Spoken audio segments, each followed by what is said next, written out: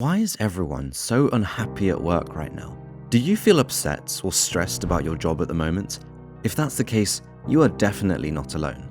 Job satisfaction is a concept unfamiliar to many Americans, and many reports say that Americans are less happy with their jobs now than in recent years, and that might be because of the changes in the way we approach work since 2020. Despite wage hikes, increased paid time off, and a greater sense of control over their work environment, a concerning trend is emerging amongst US workers.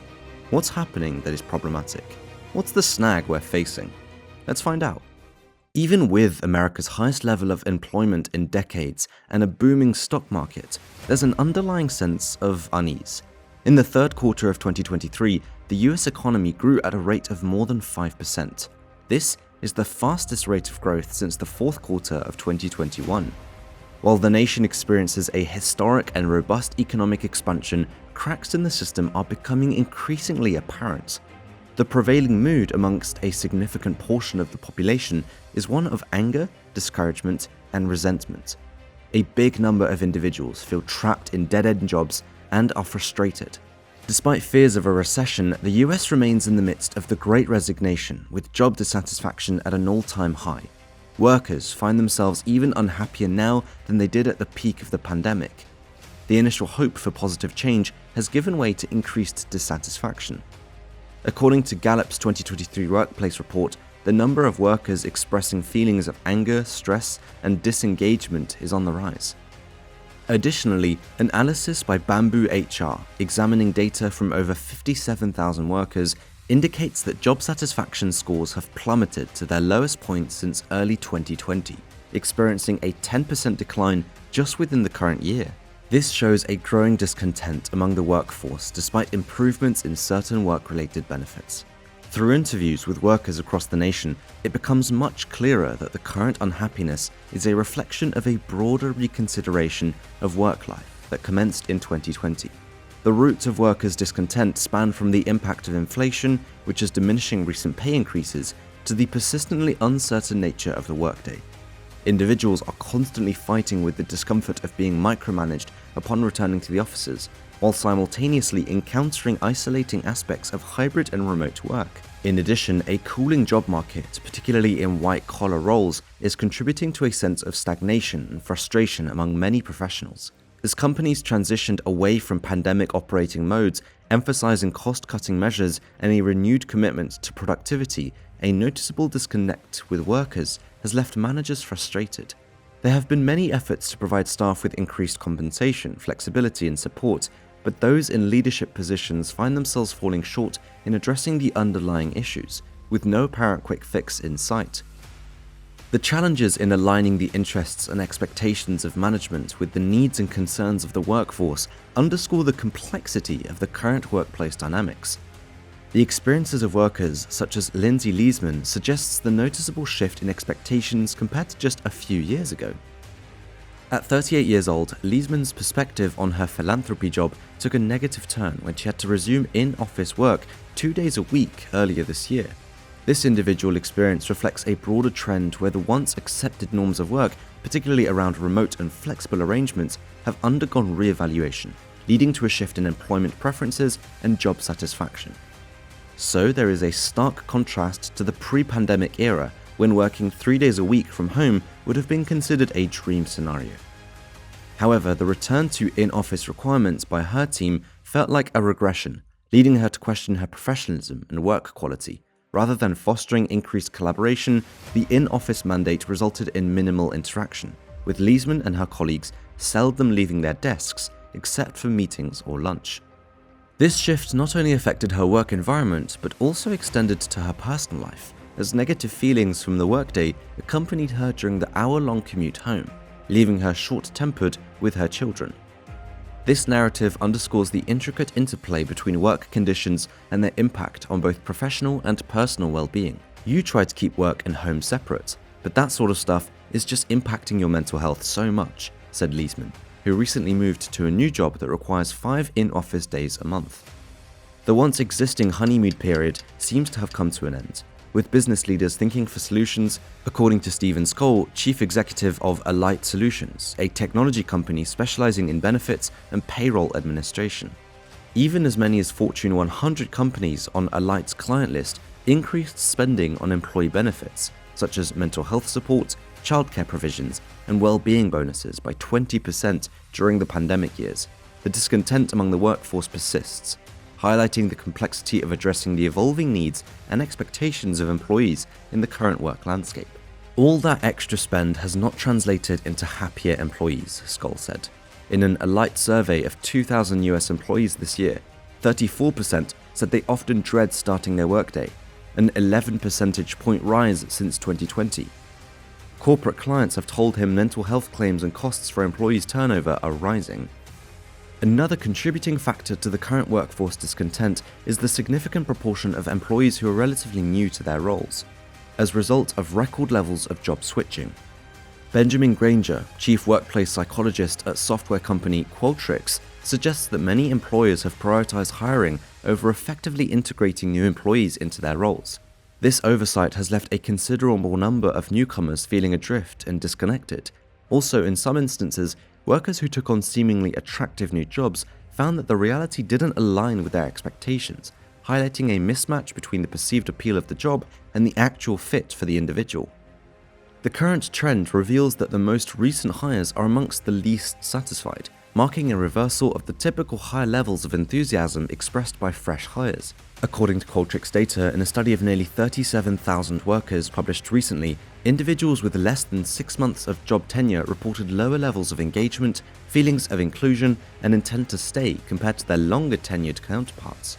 Notably, these metrics were also lower than those reported by new workers in 2022, indicating that the pay rises that attracted many to the new jobs may not be as gratifying as they were a year or two ago. This sheds light on the evolving dynamics and challenges in retaining and satisfying the newest members of the workforce. What happened to that honeymoon phase, Granger said. John Scher, a 66-year-old former manufacturing engineer, found employment as an inventory management at a heavy equipment retailer in Missoula, Montana, in the spring after facing a layoff during the pandemic. Despite the promising job title, Scher quickly realized that the role came with additional responsibilities, including sales to walk-in customers. Reflecting on the experience, he commented, "It was a nice job title on a pretty rotten job, underscoring the unexpected challenges and shifts in job expectations that workers like him may encounter during their career transitions."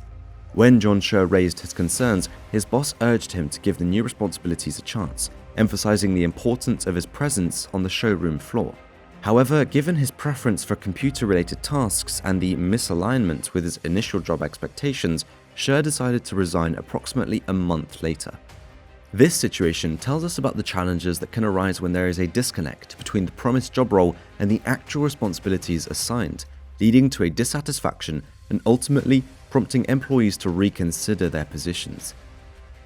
"I feel kind of trapped at the moment," said Scher, who has since taken a part-time job as a parts manager as he tried to find full-time work.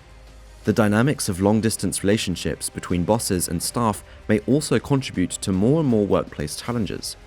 Recent data from payroll provider ADP indicates that nearly a third of workers at large firms now operate outside the same metro area as their managers. This represents a greater increase from the approximately 23% reported in February 2020. The shift towards remote work and decentralized teams can introduce communication and collaboration hurdles, potentially impacting employee satisfaction and the overall effectiveness of the working relationship between managers and their teams. The increased physical distance between co-workers has been noted to weaken ties and escalate conflict, as observed by Moshe Cohen, a mediator and negotiation coach teaching conflict resolution at Boston University's Questrom School of Business. Cohen has observed a rise in employees characterizing their co-workers or bosses as toxic or impossible, signaling a thinning trust within workplace relationships. The challenges of remote work, combined with the absence of in-person interactions, seem to be contributing to strained dynamics and the perception of toxicity amongst colleagues. Cohen's corporate clients said their employees are increasingly transactional with one another. Some are coaching workers in the finer points of dialogue, such as saying hello first before jumping into the substance of a conversation. The idea of slowing down, taking the time, being genuine, trying to actually establish some sort of connection with the other person, that's really missing, Cohen said. Another experience of a Los Angeles-based consultant in his 20s who wishes to remain anonymous while seeking another job sheds light on the difficulties of remote work. When he joined a large company last year, his predominantly remote colleagues seemed absorbed in their own tasks, demonstrating a reluctance to assist a new hire or engage in informal interactions like coffee meetings. With many opting to keep cameras off during video calls and only a few showing up to the physical office, building meaningful relationships has proven difficult. According to him, there's a sense of zero humanity. This shows the absence of personal connections and the struggle to establish a sense of camaraderie in a largely remote work environment. His desire for a new job with a strong office culture only means that we increase the importance of human connection and workplace relationships for job satisfaction. The share of US companies mandating office attendance 5 days a week has fallen this year to 38% in October from 49% at the start of the year, according to Scoop Technologies, a software firm that developed an index to monitor workplace policies of nearly 4,500 companies. Some companies have reversed flexible remote work policies, in a large part, they said, to boost employee engagement and productivity, only to face worker backlash. The job satisfaction landscape is not universally negative. A November 2022 Conference Board survey of US adults indicated that workers were more satisfied with their jobs than they had been in years. Notably content were those who voluntarily changed roles during the pandemic and those working a combination of in-person and remote days. However, it's important to note that this survey occurred before a series of high-profile layoffs and significant declines in advertised knowledge worker and professional jobs. At Farmers Group, a shift in remote work policy led to a surge of mostly negative comments on the company's internal social media platform. Employees like Candy Mamande expressed feeling betrayed by the change. Despite the company's reassurance that not all employees will support every business decision, some workers, including Mamande, chose to leave. She found that during a brief leave, she no longer found purpose in her product management job and resigned after realizing she could sustain her lifestyle on one salary. Mamande now engages in promoting a band and pet sitting, showing the shift towards alternative work arrangements that offer greater personal fulfillment. This experience helps us in understanding the evolving nature of work preferences and the growing importance of aligning personal values with one's professional pursuits. As we reflect on these stories, it prompts us to wonder, how can we reshape our work culture to ensure not only productivity, but also genuine satisfaction? The journey towards a more fulfilling work life continues, and perhaps the key lies in finding that sweet spot where personal values align seamlessly with professional pursuits. What changes will this recognition bring to the future of work? Only time will tell.